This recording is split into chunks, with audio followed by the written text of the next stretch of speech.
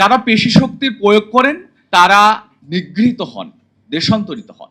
আমরা যদি দেখি আধিপত্যবাদ কারা হয়, তাহলে আধিপত্যবাদ হয় সংগঠন।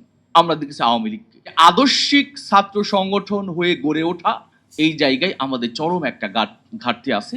আমরা পেশি শক্তি বা আধিপত্যবাদ হতে দেখেছি আমাদের দেশে। আধিপত্যবাদ কারা হয়? আধিপত্যবাদ আমরা আমাদের দৃষ্টি দিয়ে যদি দেখি, তাহলে এখন আধিপত্যবাদ হলো এক দেশের শাসককে আরেক দেশের উঠায় নিয়ে চলে যাওয়া, এক দেশের শাসককে সরাসরি হত্যা করা, অথবা এটা হলো ইন্টারন্যাশনালি আধিপত্যবাদ। অথবা আমরা যদি আমাদের দেশের পার্সপেক্টিভে দেখি, তাহলে আধিপত্যবাদ হয় ব্যক্তি।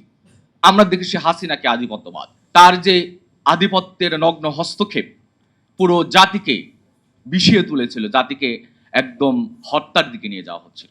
আমরা যদি দেখি আধিপত্যবাদ কারা হয়, তাহলে আধিপত্যবাদ হয় সংগঠন। আমরা দেখেছি আওয়ামী লীগকে, এবং এখনো এই মুহূর্তে এসে আমরা বলতে পারি অনেক সংগঠনই আধিপত্যবাদের সেই চরিত্রের দিকে নিজেদেরকে নিয়ে যাওয়ার একটা হীন চেষ্টা চালিয়ে যাচ্ছে।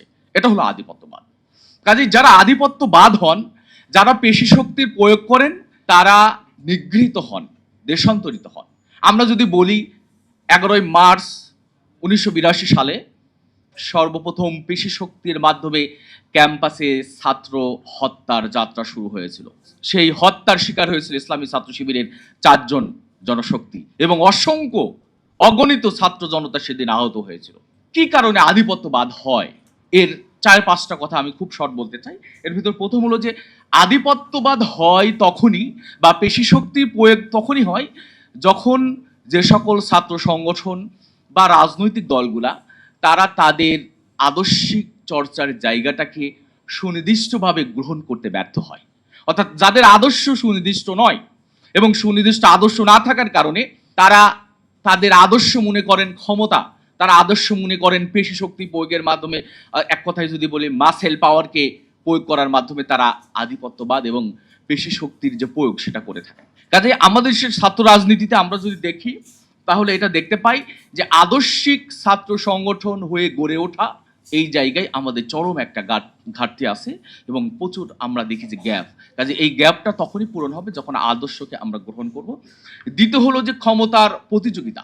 আমরা এটা দেখতে পাচ্ছি যে ক্ষমতার শুধুমাত্র নির্বাচন হয়ে গেছে 12ই ফেব্রুয়ারিতে।